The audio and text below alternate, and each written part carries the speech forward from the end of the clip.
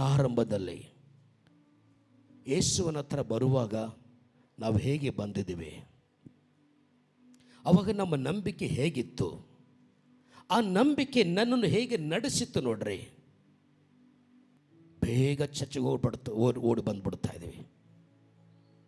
ಮನೆಯಲ್ಲಿ ಪ್ರತಿದಿನ ಪ್ರೇಯರ್ ಮಾಡ್ತಾ ಇದ್ದೀವಿ. ಸೇವಕರ ಮಾತನ್ನು ಅಷ್ಟು ಭಯಭಕ್ತಿಯಿಂದ ಕೇಳ್ತಾ ಇದ್ದೀವಿ. ಅವು ಒಂದು ವೇಳೆ ನಾವು ಚಿಕ್ಕವರಾಗಿರ್ಬೋದು, ಅವು ಸಣ್ಣ ಹುಡುಗನಾಗಿರ್ಬೋದು, ಓಡಿ ಓಡಿ ಬರ್ತಾ ಇರ್ಬೋದು. ಬೇಗ ಬಂದು ಲೈನಲ್ಲಿ ಕೂತ್ಕೊಂಡಿರ್ಬೋದು ನೀವು. ಅವಾಗ ನಿನ್ನ ಪ್ರಾರ್ಥನೆ ಜೀವಿತ ಹೇಗಿತ್ತು, ಅವಾಗ ನಿನ್ನ ನಂಬಿಕೆ ಏನಾಗಿತ್ತು? ಗುಟ್ಟ ಬೆಟ್ಟಗಳನ್ನು ಕದಲಿಸುವಂಥ ನಂಬಿಕೆ ನನಗಿತ್ತು. ದೇವರು ತಪ್ಪ ಬೇರೆ ದೇವರೆಲ್ಲ ಅನ್ನುವಂಥ ನಂಬಿಕೆ ಬಂತು.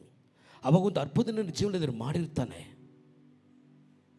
ಒಂದು ಅನಾರೋಗ್ಯ ವಾಸಿ ಮಾಡಿರ್ತಾನೆ, ಒಂದು ಸ್ವಸ್ಥತೆ ಮಾಡಿರ್ತಾನೆ, ಒಂದು ಒಳ್ಳೆ ಕೆಲಸ ನಿಮ್ಮ ಮನೇಲಿ ಆಗಿರ್ತದೆ. ಅವಾಗಿನ ನಂಬಿಕೆ ಏನಾಗಿತ್ತು? ಆ ನಂಬಿಕೆ ಎಲ್ಲಿ ನಡೆಸಿತ್ತು ನೋಡ್ರಿ.